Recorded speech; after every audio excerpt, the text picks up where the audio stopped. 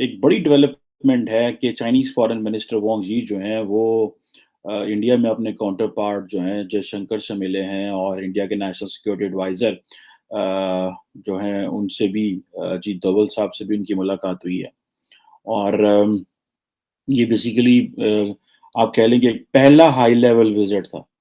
जब से लद्दाख पे जो एक स्टैंड ऑफ हुआ जिसमें चाइनीज़ और इंडियन फ़ौजियों की जानें भी गईं और उस वक़्त एक बड़ा ग्लोबल ये पता चला कि शायद जो अब ये 2 बड़े जो जिसे कहते हैं ना बड़े लीडर्स बड़े ममालिक जो हैं ये आपस में क्लैश करने वाले हैं और पता नहीं चीन क्या करेगा और पता नहीं भारत से क्या होगा और इस तरह की बड़ी बातें।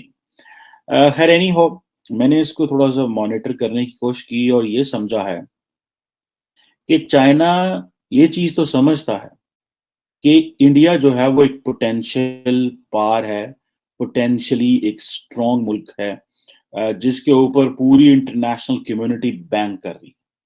समझ रहे हैं आप बात को? यानी कि पूरी इंटरनेशनल कम्युनिटी ये समझती है they are taking India serious player in Indo Pacific. ठीक है जी? और जिसे वो कहते हैं कि हमने अपने नेशनल सेंटीमेंट जो है वो चाइनीज़ को बता दिए। जब जयशंकर ये कह रहे हैं कि हमने नेशनल सेंटीमेंट चाइनीज़ को बता दिए हैं, दैट मीन्स कि इंडिया वाज़ शोइंग कि वो जो एक नेशनलिस्ट सेंटीमेंट है, वो जो गुस्सा आया था इंडिया के अंदर, वो जो टीवी टूटे थे, वो जो 59 ऐप्स बैन की गई थी, वो जो एक सारी की सारी एक लंबी जो पिछले 2 साल पहले हुआ, so they are speaking less and they are doing more. That is a wise strategy by the way.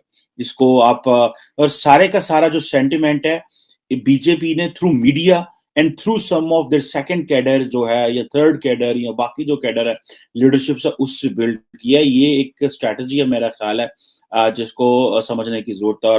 Chinese क्यों परेशान है? असल वो क्यों इधर पहुँच गए हैं? अब चाइना जो है वो समझता है कि ऑस्ट्रेलिया हो, जापान हो, ये या बाकी इंडो पै अमेरिका हो, ये जो इंडो पैसिफिक के ममालिक हैं वो तो सारे इंडिया आ रहे हैं। अभी 21 मार्च को एक वर्चुअल समिट हुई इंडियन प्राइम मिनिस्टर मोदी की और Australian prime minister Scott Morrison की और उन्होंने यही बात की कि जी पीस एंड ट्रैंक्विलिटी। अच्छा ये पीस एंड ट्रैंक्विलिटी का जो लफ्ज़ है, ये बार-बार इंडियन फॉरेन ऑफिस से सामने आ रहा है। जो कि वो कह रहे हैं कि जी हमें एसेंशियल प्रीरेक्विजिट्स चाहिए, ताकि हम नॉर्मलाइज़ कर सकें रिलेशन और ये आज भी मैं देख रहा था कि जो जयशंकर हैं इंडियन फॉरेन मिनिस्टर वो पीस एंड ट्रैंक्विलिटी पे बहुत ज़्यादा फ़ोकस कर रहे हैं। यानी कि आपको अमन भी चाहिए और हालात को नॉर्मलाइज़ और ठंडा करना है और ये चीज़ें फिर आप आगे की तरफ जा सकते हैं। अब देखें कि ये जो क्वाड है that basically is a pen, एक बहुत बड़ी पेन है जो कि चाइनीज़ के माइंड में 24 घंटे रहती है।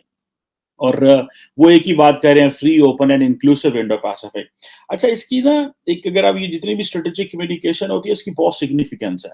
जब क्वाड के 4 ममालिक ये कह रहे हैं free, open and inclusive Indo Pacific, तो ये वो एरिया था जहाँ पे चाइनीज़ जो थे वो अपनी मर्ज़ी से जो मर्ज़ी किया करते थे। वो जिसके ऊपर मर्ज़ी वो कर दें। अब वो क्या कह रहे हैं, अब दुनिया का ध्यान क्योंकि इधर हो गया है, तो वो क्या कह रहे हैं free and open Indo Pacific, inclusive Indo Pacific. और आप भागकर आपने इंप्रेशन ये दिया कि बायलैटरल ट्रिप है, आप भागकर वहां चले गए, वहां मिलते तरले और उन्होंने थर्ड लेवल का जो डिप्लोमेट भेज के आपको एयरपोर्ट पे रिसीव किया और उसके बाद आपने मिलते समाजतें करके वहीं से चाइना की आप रशिया उस वक्त चले गए जब मेरा ख्याल है पुतिन खुद हैरान होगा कि यार इनको कोई समझाने वाला नहीं है, मैं हालते जंग में हूं, मैं अटैक कर रहा हूं और ये बंदे यहां पैसे मांगने आ गए। मेरा मैं खुद हैरान हो गए वो यार कि ये कितने बड़े फकीर हैं ये कितने प्रोफेशनल फकीर हैं ये। वो रशियन हंसते होंगे बैठ के कि अल ईमान यार ये कितने बड़े भिखारी हैं ये कि दुनिया जल रही है, थर्ड वर्ल्ड वॉर शुरू हो रही है, हम मार रहे हैं और ये पैसे मांगने आ गए। ये खैरात देखो ना कितने प्रोफेशनल फकीर हैं। मैं खुद कई दफा हैरान होता कि इनको कोई समझाने वाला नहीं है, कोई इनकी मोरालिटी नहीं है, कोई सेल्फ रिस्पेक्ट नहीं है कि यार सारी दुनिया बेचारे वो।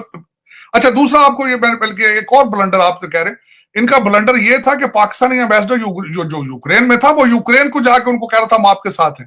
प्रेसिडेंट रशिया चले गए और इनका जो वो वहां पे जो एम्बेसडर है खोखर साहब वो जाके तो यूक्रेन के मिलके जाके उन्होंने कहा था कि पाकिस्तान इज विद यू। मेरा जो आपका एम्बेसडर है उसका नैरेटिव कुछ और है, प्राइम मिनिस्टर का नैरेटिव कुछ और है। वो कहती हैं कि अब इमरान खान को सामान शिफ्ट करने वाली कंपनी से राब्ता कर लेना चाहिए क्योंकि अब उनके इक़्तिदार के दिन गिने चुने रह गए हैं। मरियम हुकूमत के हॉर्स ट्रेडिंग के इल्ज़ाम को रद्द करते हुए कहती हैं कि किसी मुनहरिफ अराकीन को एक पैसा भी नहीं दिया गया। और मरियम का ये भी कहना है कि हुकूमत का काम सिर्फ झूठ बोलना, इल्ज़ाम तराशी करना है, अपने हरीफों पर बहतान लगाना ही हुकूमत का हथियार है। लेकिन बहुत जल्द तमाम सरकारी अमलाक झूठ, नफरत और करप्शन से खाली हो जाएंगे। यानी एक दूसरे को नीचा दिखाने की गेम चल रही है। और अगर ये गेम उल्टी पड़ गई तो फिर क्या होगा, फिर कैसे चलेगा? ऐसे तो बिल्कुल नहीं।